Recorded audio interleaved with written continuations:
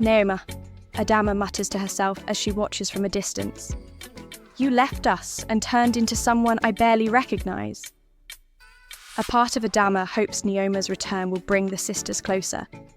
But as she watches Neoma's triumphant return, a new sense of resentment stirs within her. Why should she succeed while we were left to struggle? Adamma thinks, her fists clenching. In Oduka, a remote African village, Neoma's storytelling dreams were met with harsh criticism. Her tales, although a source of joy for children in the village, were seen by the elders as disruptive, a challenge to tradition. Ignoring warnings to abandon her foolish stories, Neoma held on to her passion, her heart set on a path of her own. Eventually, the pressure became too much. Only 12 years old, she was cast out by the village. She left with nothing but a fierce determination to prove that stories have power. At 14, Neoma's reputation as a storyteller is unmatched. Her tales captivate audiences from every village she visits. People gather under the shade of grand trees or beside glowing fires, listening to stories of courage, friendship, and magic that Neoma spins with skill beyond her years. Once upon a time, she begins, her voice soft yet commanding, there was a village where dreams were as rare as rain, but one young girl dared to dream against all odds. One evening, as Neoma settles into her modest inn-room, she sits on the edge of her bed and stares at her earnings, a growing collection of coins. Her heart fills with longing. She thinks of her family, especially her mother, still struggling to provide for her siblings back in Oduka. It's time, she whispers to herself, a determined glint in her eye. Time to go home and share this with them. Neoma smiles, knowing that her return will be more than just a visit. It will be a chance to prove that dreams do come true. The road to Oduka is familiar, though Neoma feels different this time, filled with purpose and confidence. She strides through villages, receiving greetings and smiles from those who recognise her. Neoma, the storyteller, they call, waving. Neoma's heart swells each time, yet the further she travels, the more her mind drifts to her family. She remembers her mother's face, her siblings' laughter, and the gentle but serious voice of her older sister, Adamma. As Neoma walks, she's unaware that someone is trailing her.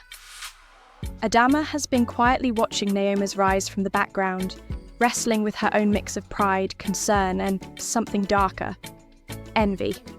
Neoma, Adamma mutters to herself as she watches from a distance. You left us and turned into someone I barely recognise. A part of Adamma hopes Neoma's return will bring the sisters closer.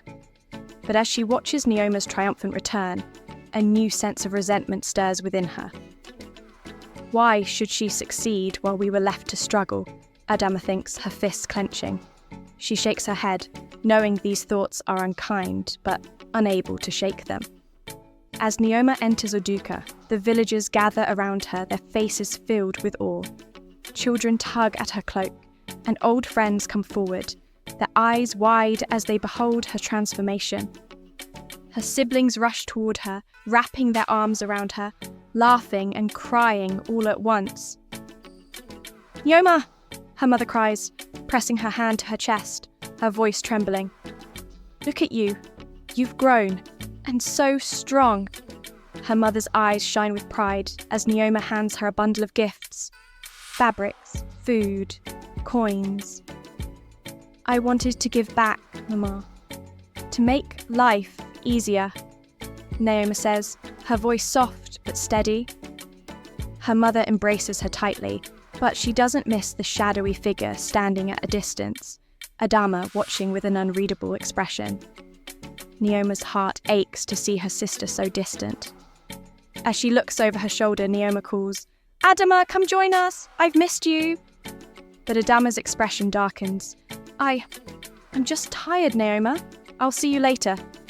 With that, she turns and walks away, leaving Neoma with a strange heaviness she hadn't felt in years.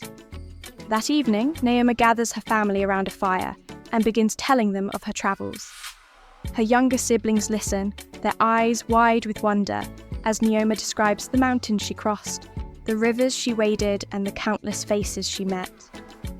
"And everywhere I go, people love our stories," she says, her voice filling with pride. "I tell them about our village, about Oduka, about Mama's wisdom and Adamma's strength." Her mother's smile is wide, but Neoma can't shake the emptiness she feels at her sister's absence. Finally, Adamma steps out of the shadows and speaks, her tone cool. "I'm glad you succeeded, Neoma. But while you were out there, we were here, struggling just to get by." Her words sting, and Neoma flinches, but she forces herself to respond calmly.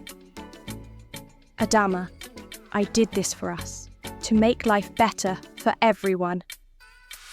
But Adamma's face remains stony. "Not everyone wants to hear stories, Neoma. Some of us just want you here." In the days that follow, Neoma feels the tension between her and Adamma grow. No matter how many times she tries to bridge the gap, Adamma pulls away, keeping herself at arm's length. One afternoon, Neoma finds Adamma sitting alone by the river, her face solemn. "Adamma," Neoma says softly, sitting down beside her, "I'm sorry if my leaving hurt you, but I had to follow my heart." Adamma's gaze turns cold. "Following your heart," she scoffs, her voice laced with bitterness. "While you were following your heart, we were here, carrying the weight you left behind. Do you even know what that felt like?" Neoma's heart aches. "I never meant to abandon you, Adamma. I thought I was doing something good for all of us." Adamma shakes her head, standing up abruptly. "You did it for yourself, Neoma. Don't pretend it was for anyone else." Neoma finds herself back in Oduka, the familiar paths and sounds of her village stirring memories she thought she'd left behind. She breathes in deeply, trying to calm the fluttering in her chest. It's been years since she walked these streets, and although she's changed, the village looks exactly the same. Yet, her homecoming feels unexpectedly bittersweet. Her family's joy at seeing her again had been genuine, but she could sense something else. An unspoken tension, especially from her sister, Adamma. Lost in thought, Neoma barely notices a figure approaching her from the shade of an old tree until he's close enough to cast a shadow over her. "Neoma?" A familiar voice calls softly. She looks up, her heart skipping a beat. Standing before her is Kelechi, her childhood friend and confidant. His face breaks into a wide grin, his eyes shining with a mixture of admiration and warmth. "Neoma, it really is you, the girl who once dared to dream bigger than Oduka itself," he exclaims, pulling her into a quick, tight hug. "I can't believe you're here. Look at you. You're all grown up, a storyteller in every sense of the word." Neoma laughs, touched by his enthusiasm. "Kelechi, it's so good to see you. I didn't think anyone would remember me so fondly, especially after all the trouble I caused." "Trouble?" "Neoma, you were the spark of this place. I never forgot you, not for a second," Kelechi says, his voice full of pride. "I heard stories, you know. Word travels even to Oduka. They say people come from all over just to hear you speak." Neoma blushes, overwhelmed by his praise. "It hasn't been easy, but I never stopped believing that stories could mean something. Every tale I tell, I feel like a part of me is helping others see a bigger world." Kelechi nods, his eyes scanning her face. "I'm proud of you, Neoma. You've done what most of us only dream of. But something's bothering you, isn't it?" He watches her with the same perceptive gaze that always managed to see beyond her words.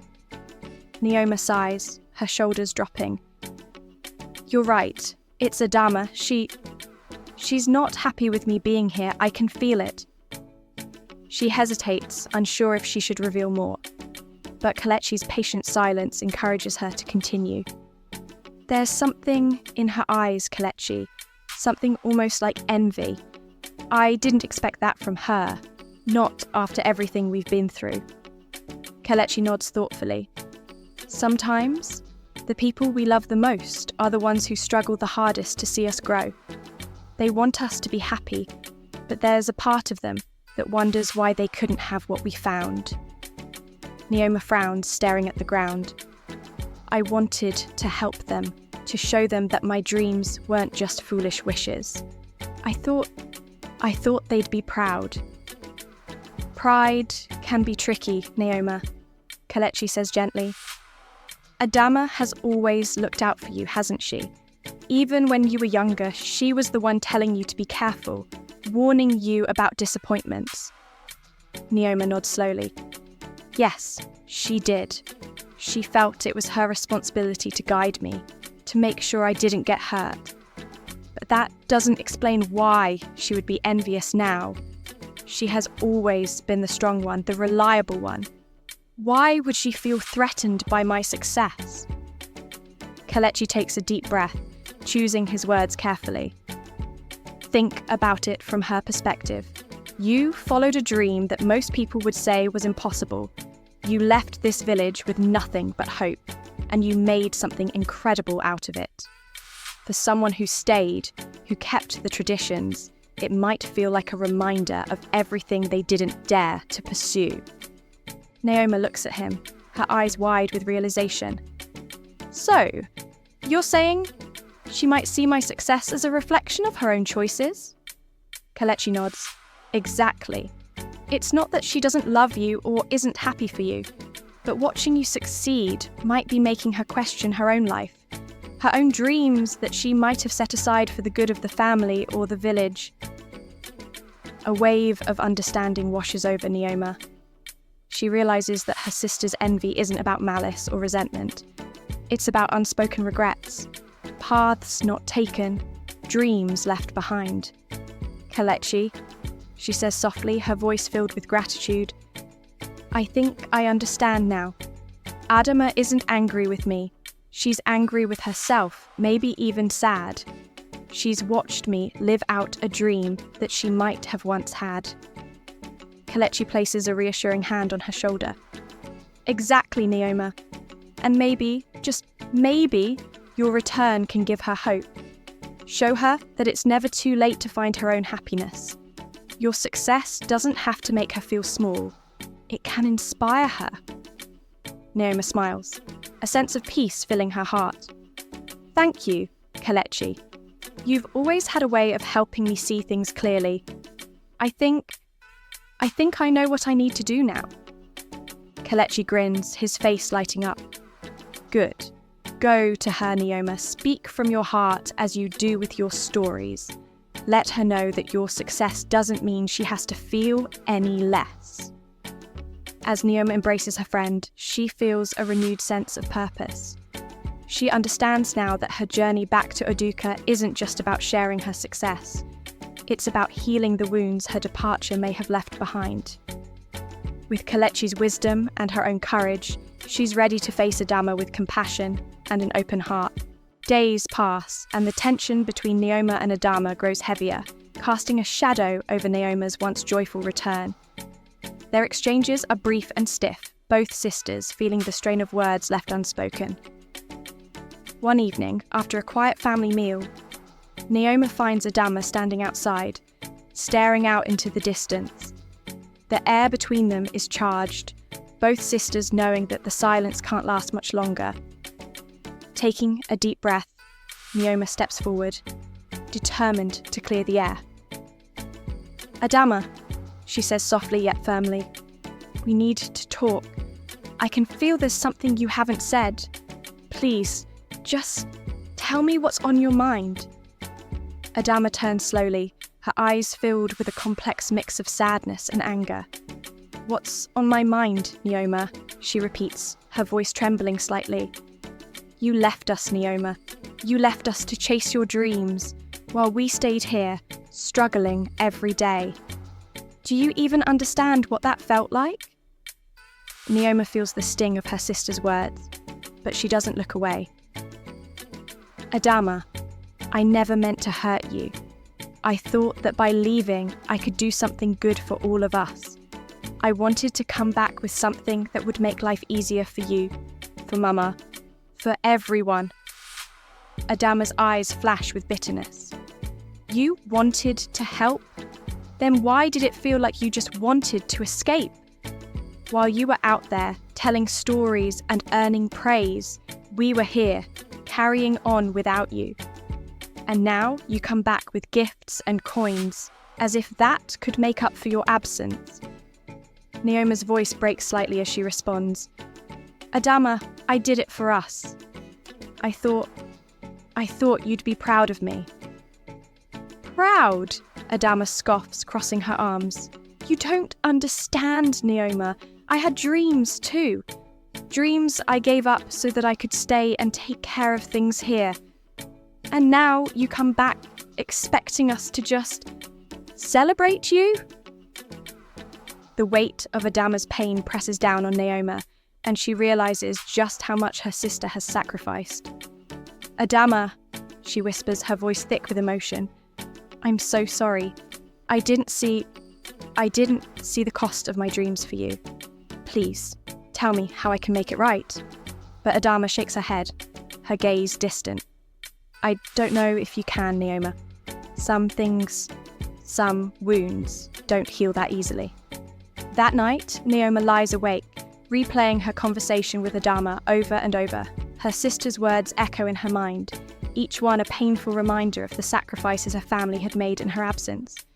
She feels a pang of guilt, wondering if her dreams had been selfish all along.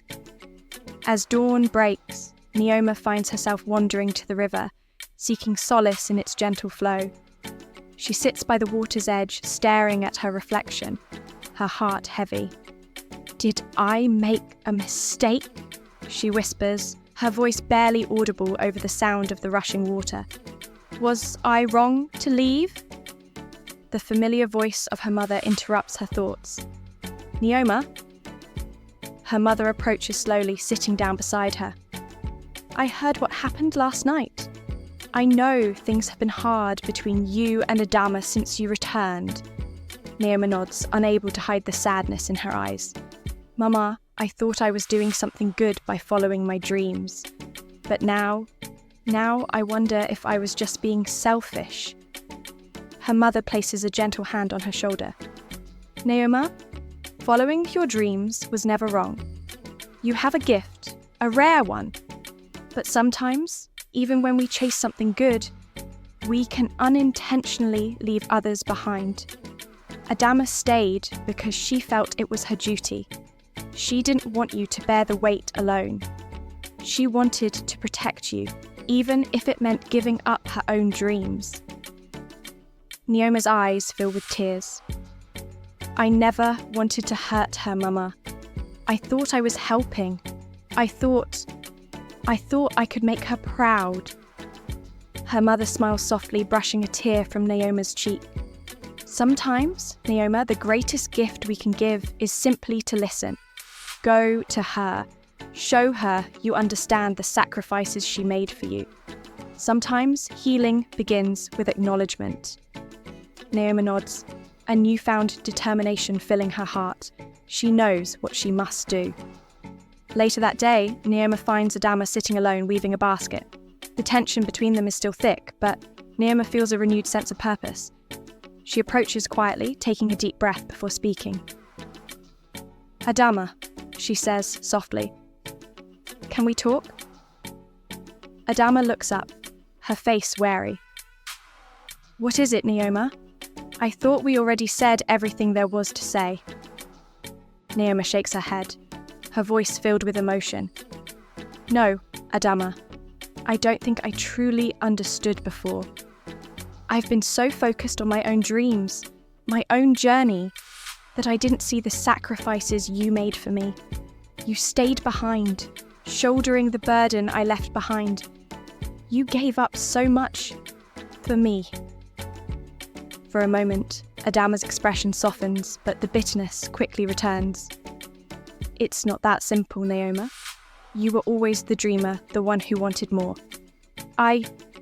I tried to be happy with what we had. But watching you leave, seeing you succeed, it hurt. It made me question everything. Neoma's heart aches, but she refuses to look away. I'm sorry, Adamma. I was blind to your pain, to everything you had to let go of. I thought I was doing something good, but I didn't realize the price you paid. Adamma sighs, her gaze drifting to the horizon. Neoma, I don't hate you for following your dreams, but I can't deny that it left a hole here. I missed my sister. I missed the part of you that was here with us. Neoma reaches out, taking Adamma's hand in hers. I'm here now, Adamma, and I'm not going anywhere. The two sisters sit in silence by the river, each lost in thought. Slowly, a sense of peace settles over them, the pain of past grievances softening in the gentle breeze. Neoma takes a deep breath, squeezing Adamma's hand. Adamma, I want us to build something together. Not just for me, not just for you, but for our family, for Oduka. Adamma glances at her, a flicker of curiosity in her eyes. Build something? Together? What do you mean? Neoma's face lights up with a hopeful smile.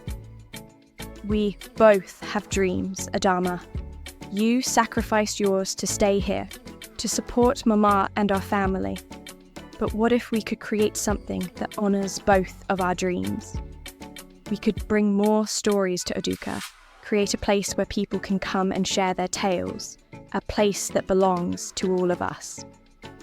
Adamma's eyes widen, a small smile creeping onto her lips. You think people would come here to listen to stories? Yes, Neoma says with conviction. People love stories, Adamma. They bring hope, joy, and connection. And we could make it happen together. I can't do it alone, but with you by my side, we could make Oduka a place of stories, a place that celebrates both of our dreams. Adamma's smile grows, her hand tightening around Neoma's. Maybe that's something I could believe in, something I could be proud of. The sisters share a quiet moment, a promise unspoken, but felt deeply between them. They may have taken different paths, but now they have found a way forward together. With a newfound sense of unity, Neoma and Adamma begin to dream together, sharing ideas and visions for the future. They sit by the fire that night, talking late into the evening about what they could create. A space for storytellers, a gathering place for dreamers, a celebration of their culture and heritage. Imagine, Neoma says, her eyes shining, a place where children can come and hear tales of heroes and magic, where they can believe in the impossible. Adamma nods, a soft smile on her face. And where people like you, Neoma, can share their gifts without fear or judgment. Their mother watches from a distance, her heart full of pride as she sees her daughters laughing and dreaming together. She steps forward, placing a gentle hand on each of their shoulders. Whatever you decide, my daughters, I know it will be beautiful. I am proud of you both. Neoma and Adamma exchange a smile, their bond stronger than ever. They know the journey ahead won't be easy, but they are ready to face it together. The path they will walk will honour both of their dreams. And for the first time, Neoma feels that she has truly found her place. As the first light of dawn touches Oduka, Neoma knows her journey is just beginning. She is no longer walking alone, but side by side with her sister, with the support of her family and the love of her village. The future stretches out before them, and they step forward together, ready to shape their destiny as one. If you enjoyed Neoma's journey and want to hear more tales of courage, wonder, and the power of dreams, make sure to hit that subscribe button. We bring you stories that inspire, uplift, and take you on unforgettable adventures. What do you think lies ahead for Neoma? How will Elder Chima and the other elders of the village react? They once pressured Neoma and expelled her from the village when she was only 12 years old. How will they deal with their own past? We'd love to hear your thoughts. Share your ideas in the comments below. And don't forget to subscribe and turn on notifications so you never miss a new chapter in Neoma's story, and many more just like it. Join us for more tales that spark the imagination and warm the heart.